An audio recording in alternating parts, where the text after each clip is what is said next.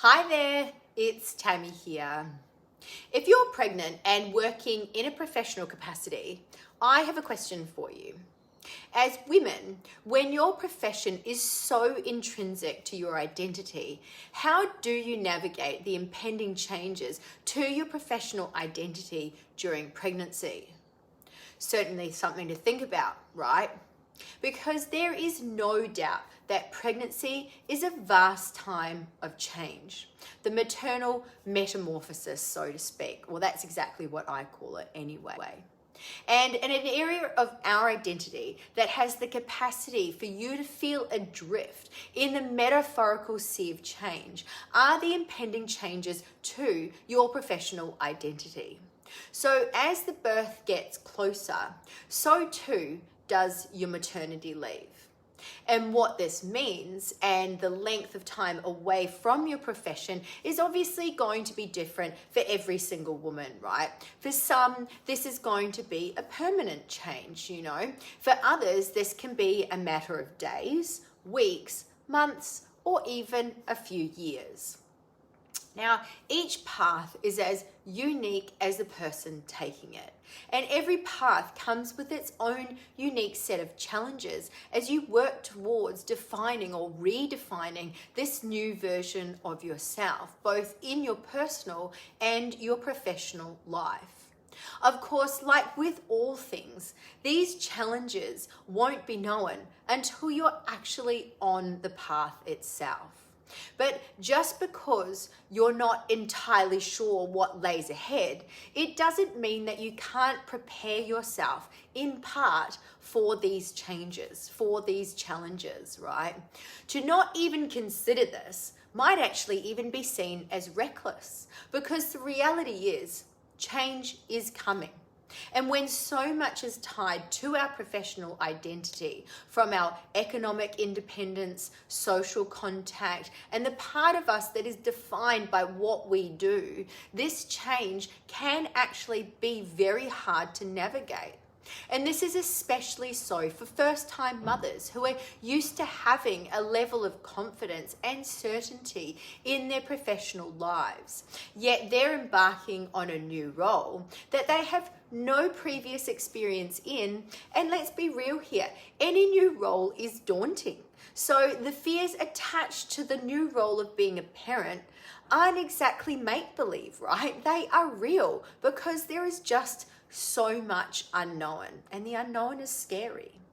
And I feel part of the problem is people just aren't talking about this, When you look online, there's so much information about when to finish work, the laws and your rights around when you can finish, On the flip side of this, there is so much information out there on how to manage returning to work after your maternity leave.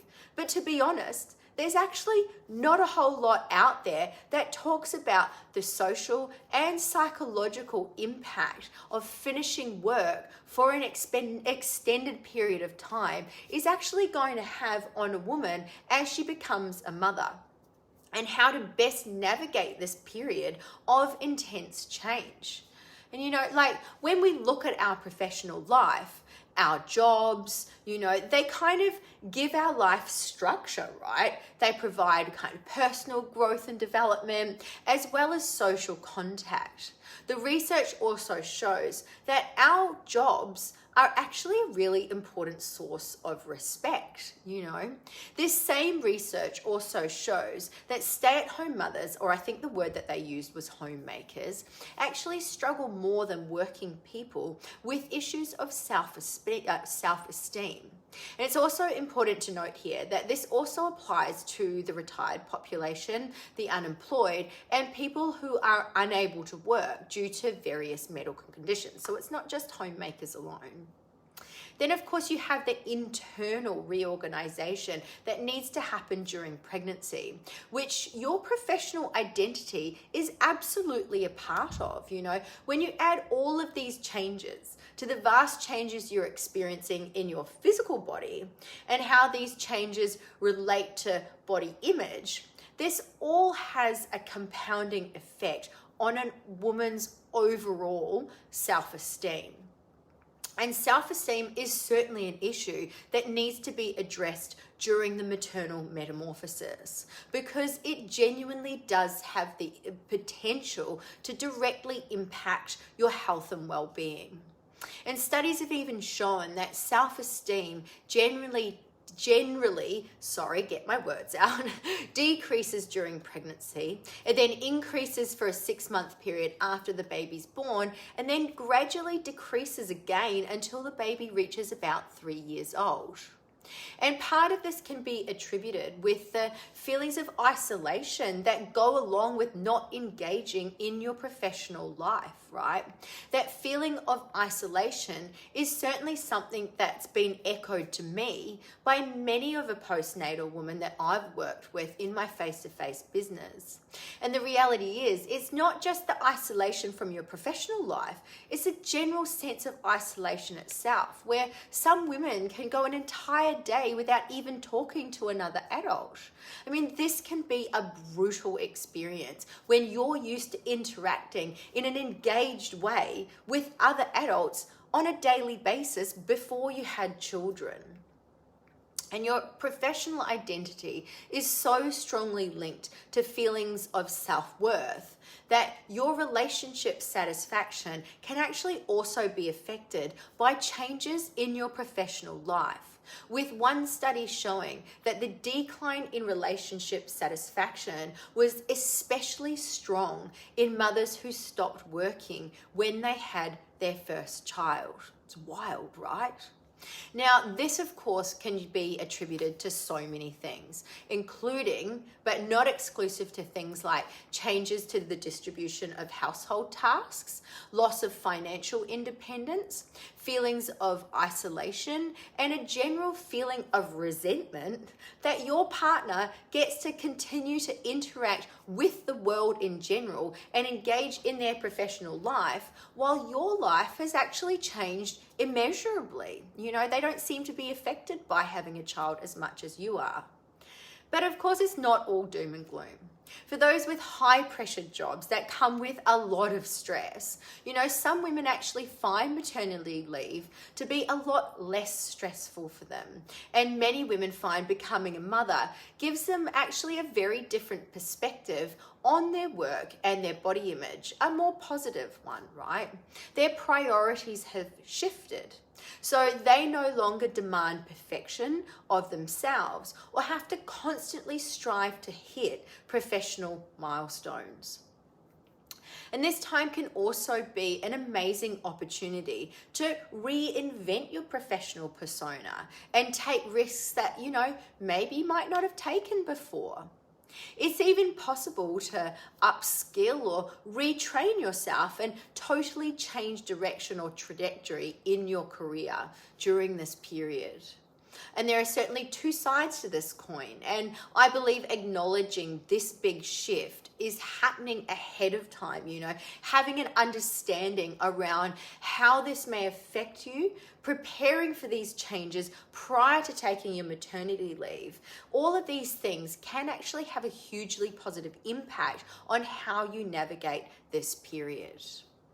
So the big question is, with all of these impending changes, when you're slowly starting to feel like the anchors that keep you grounded and stable, that create structure in your life, once you can feel those starting to lift, what can you do to help ease this transition?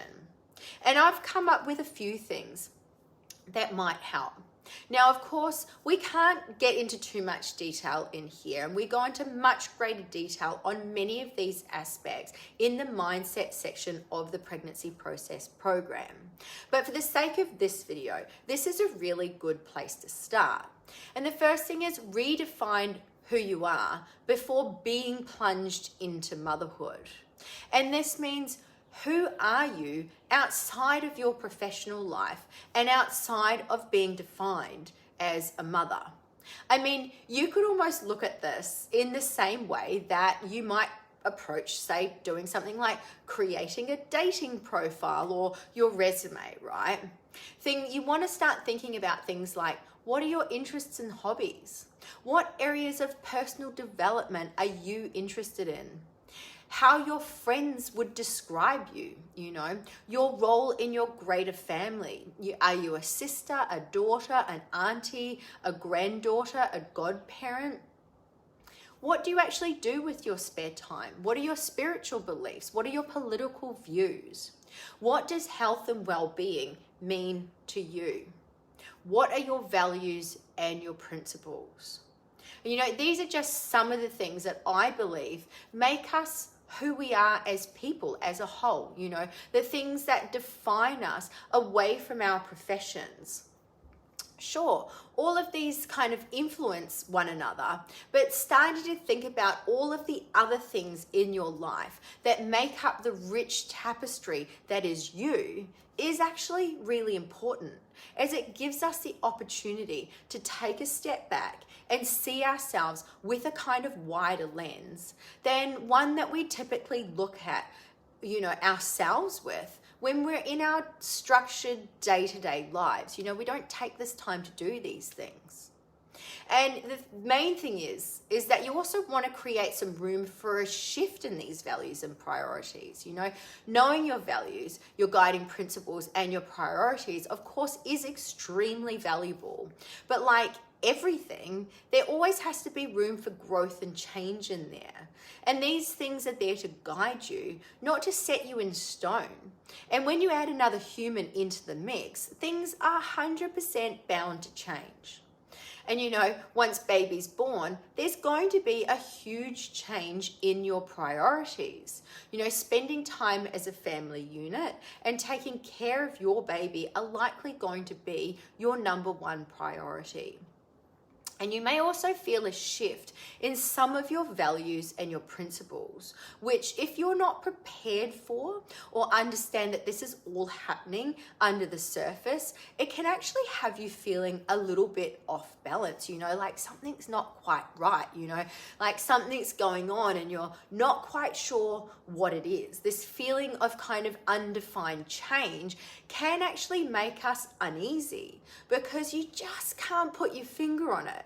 And when this is going on, that actually makes you uneasy in general, right?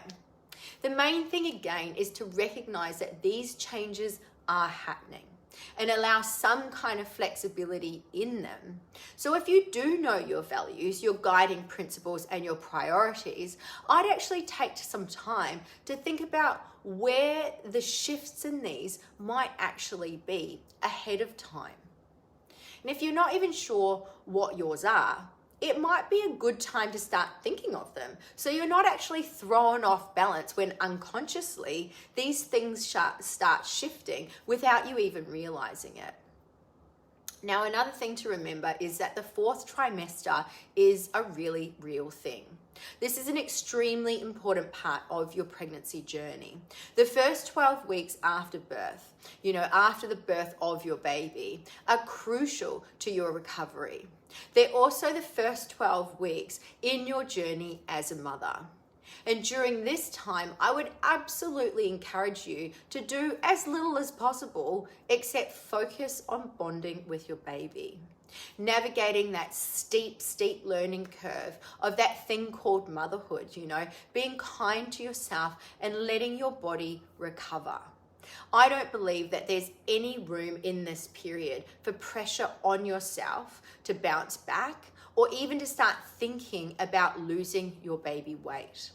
There's no reason why you can't start to move your body, but again, the intention behind it must be to help you recover, help generate those like delicious positive endorphins that help you feel good about yourself. The 4th trimester is a time to practice self-compassion and implement your daily self-care goals.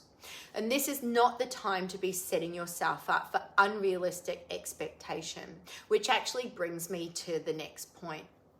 And that is managing your expectations of what you're going to be able to achieve during this period. And this kind of needs to be on a day-to-day basis as well as overall during your maternity leave.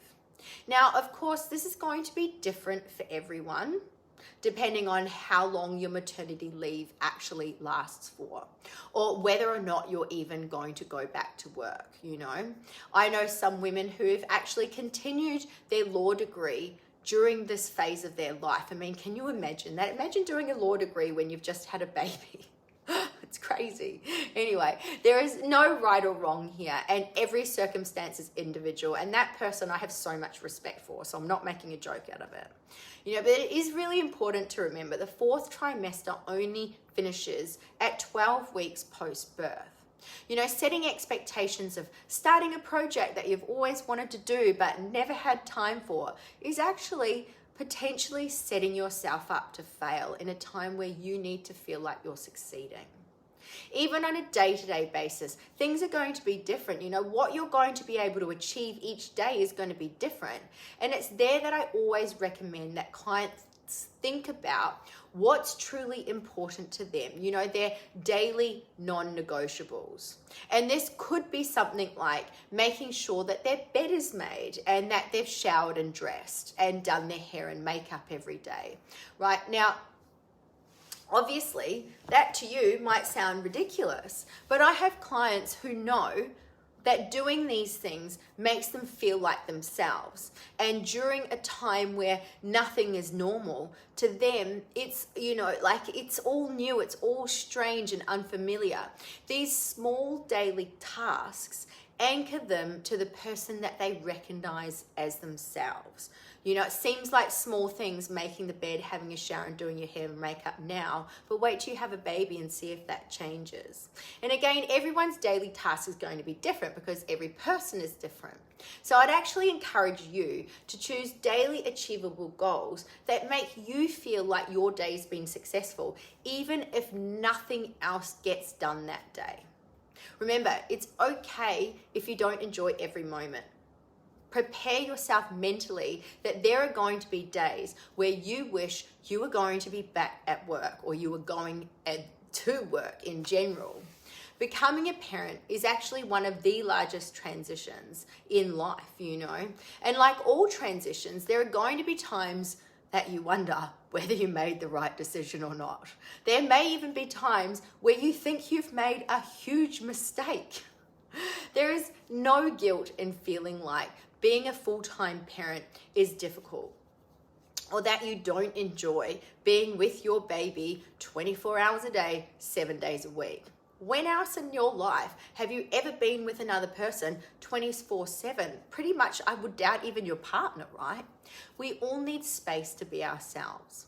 And in these early periods, these are few and far between. And this can be stifling for anyone, but even more so for those who genuinely actually require their own space and time to recharge. This period in your life, this 24/7 caring for another human that is completely reliant on you, can also be exhausting. And it's okay if you don't love your new role, that you actually don't get weekends off from. Hell, you can't even log out for the day and come back tomorrow to start again. So even with all of the coffee and that love bubble of hormones, this period can be relentless, and it's okay to be utterly exhausted from it. It's okay not to love being with your baby 24/7. And it's okay not to love your new role as a mother all of the time, and to miss the life that you had when you used to get up in the morning, get dressed, do your makeup, and go to work as you, not as someone else's mum. You know what? It's also okay if you resent that your partner still gets to do all these things while you're at home all day being a mother. It's what you do with these feelings and how you process them that's important. And pretending that they're not there is just not healthy. So speak to these emotions, give them space, and acknowledge them, and understand we're not robots, and it's okay that you're feeling them. Make sure, another thing that you really need to do is make sure that you create a strong network of friends and family to help you deal with the loneliness. When you're with a tiny human 24 hours a day, 7 days a week, you might think that it won't get lonely. But an overarching theme for women during this period is actually loneliness. Before finishing work, to have your baby, you had your usual routine of getting to work and interacting with all the people at different stages of your day, right? From your local barista to your work colleagues, maybe the people at the gym, and absolutely everyone in between, the bus driver, Once all the well wishers and the visitors have kind of subsided in those early periods, it's just you and your baby together all day. And I think if there's one thing that we've all become very, very well aware of in the last few years, it's the importance of human connection. And when you go from making multiple connection points on a daily basis to having very few of them, if any, this can actually have you feeling very lonely. And this is totally normal. To prepare for this, it's actually really important to create a support network of friends and family that live close by, to try to gauge their schedules so you know who is free on what days, or even if it's just a FaceTime or meet for a walk and a coffee.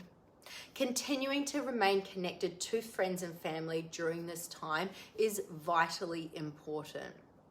And of course, making new connections with women in similar stages of life can also be extremely helpful, whether this is your local mothers group or virtual communities like my community, the Preggy Training Crew.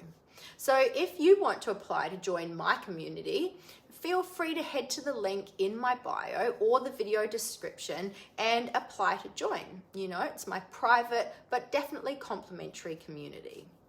Now, of course, you also want to ensure that any plans that you make involve a lot of flexibility. I'm talking tons. This can mean anything from catching up with a friend for a coffee to just doing the laundry.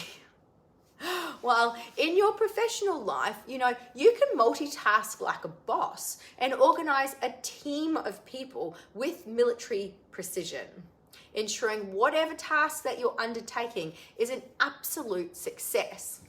I'm sorry to say, you just can't approach your role as a mum in the same precise way.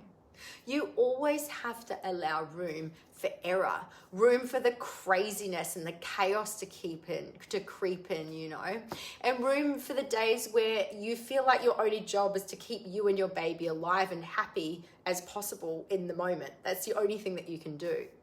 Now, embracing the chaos for those who are used to being able to implement strategies to control everything, I get it. Trust me, I get it. It can be extremely difficult.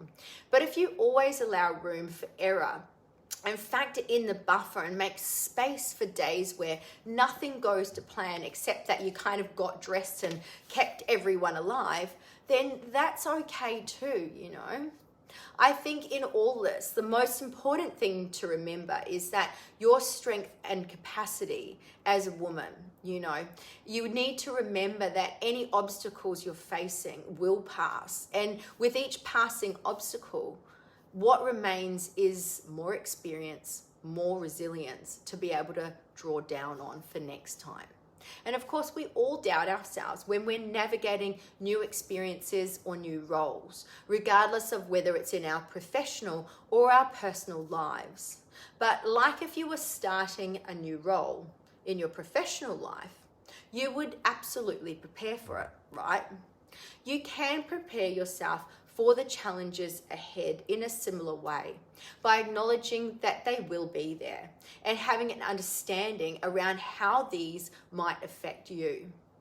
By doing this, when the time comes, you won't feel so adrift, so unbalanced, and you'll be able to recognize what's actually happening as opposed to being kind of subject to it,